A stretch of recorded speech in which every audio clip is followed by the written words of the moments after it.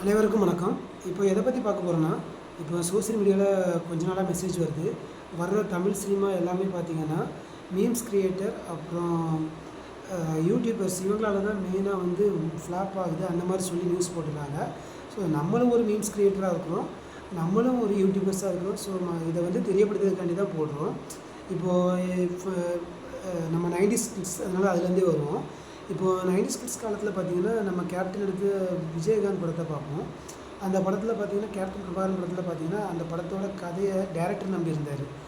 அந்த படத்தில் இசையமைச்ச இளையராஜா அவரை நம்பியிருந்தார். அதுக்கு பாட்டு எழுதின பாடலாசிரியர் அவரை நம்பியிருந்தார்.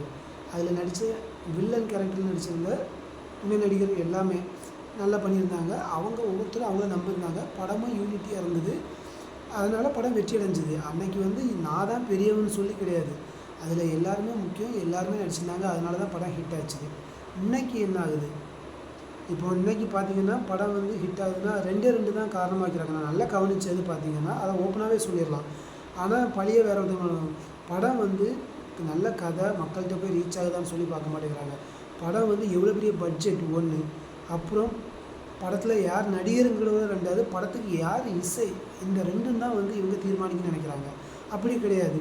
குப்பை கதைன்னு சொன்ன நிறைய படம் நிறைய ப்ரொடியூசர் நிராகரித்த குட் நைட் படம் பட்ஜெட்டில் எடுக்க படம் அது ஹிட் ஆச்சுது. அதே மாதிரி பார்த்திங்கன்னா லப்பர் வந்து ஹிட் ஆச்சுது. இப்போது அந்த கதைக்கு நான் என்ன சொல்கிறேன்னா, கதைக்கு என்ன தேவையோ அதை வச்சு பண்ணுறாங்க. நீங்கள் கரெக்டாக பண்ணால் படம் ஹிட் ஆக போகுது. பொய் சொன்னாலும் அது மக்கள்கிட்ட, ஏன்னா இந்த சேது படம் பார்த்திங்கன்னா 10 நாள் தியேட்டரில் கஸ்டமரே இல்லை. அப்போ சோசியல் மீடியா எதுவும் கிடையாது.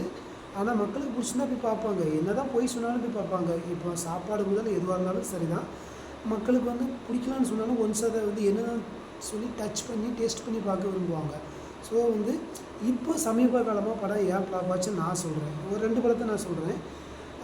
இந்தியன் 2 படம் ஃப்ளாப் ஆனதுக்கு காரணம் யாருன்னா டைரக்டர் சங்கர் சார் தான். ஏன்னா டைரக்டர் சங்கர் சார் இதுக்கு முன்னாடி எடுத்த படங்கள்லாம் பார்த்திங்கன்னா அவரோட படத்தில் வந்து அவரோட கதை பேசும். இப்போ ஜென்டில்மேன் படமாக இருக்கட்டும், காதலனாக இருக்கட்டும், நடிகர் முக்கியம் இல்லை, இசை முக்கியம் இல்லை, அவரோட கதையே படத்தை கொண்டுட்டு போகும். நதி எப்படி போகுதோ அது மாதிரி போகும். அவரோட அப்படி இருந்தவர், அவரை நம்பியிருந்தார், படத்தில் யூனிட் டீமை நம்பியிருந்தார். ஆனால் இன்றைக்கி என்ன பண்ணார், இந்தியன் 2 படத்துக்கு அவர் ஒத்த காலில் பல்ட்டி அடிச்சிட்டாரு. எனக்கு படத்துக்கு ஒன்றுமே முக்கியம் இல்லை, அனிருத் இசை மட்டும் போதுன்னார்.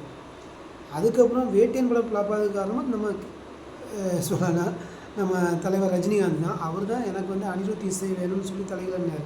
இப்போ படத்துக்கு இசை எந்தளவு முக்கியமோ அதே மாதிரி நம்ம எல்லா அந்த கலைஞர்களும் நடித்து ஹிட் ஆனால் தான் படம் ஹிட் ஆகும், நடித்து ஒரு சக்ஸஸ் ஆகும். இவங்க வந்து படத்தில் 2 தான் வச்சுருக்காங்க. ஒன்று நான் முதல்ல சொன்னது தான் பட்ஜெட், அப்புறம் அனிருத் இசை, அவ்வளோதான்.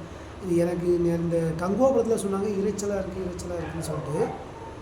நீங்கள் பார்த்தீங்கன்னா அனிருத் இசை கிட்டே இறைச்சலாக இருக்குது. எத்தனையோ இசையமைப்பாளர் தமிழ் சினிமாவில் வந்தாங்க. ஹாரிஸ் ராஜ், யுவன் சங்கர் ராஜா, விஜய் ஆண்டனி, ஜிவி பிரகாஷ், எவ்வளோ பேரோ வராங்க, நல்லா இருக்குது.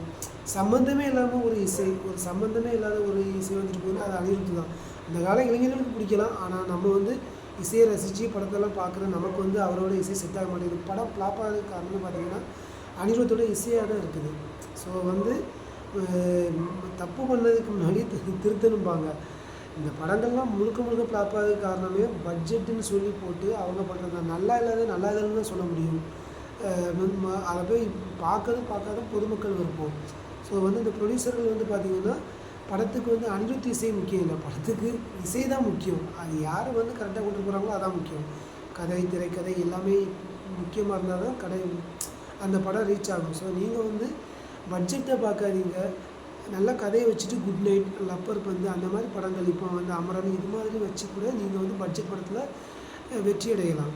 அதனால் நீங்கள் வந்து அடுத்தவங்களை குறை சொல்லாமல் நீங்கள் நல்ல படத்தை எடுங்க, நல்ல பட்ஜெட் படமாக எடுங்க, நல்ல இசையமைப்பாளராக படத்துக்கு போடுங்க, கண்டவங்க மேலே பழிய போடாதீங்க. அவ்வளோதான் நம்ம சொல்ல முடியும். மற்றும் ஒரு நல்ல தகவலோடு நான் உங்களை சந்திக்கிறேன். அதுவரை உங்கள் நான் உங்களை பேச்சாங்க.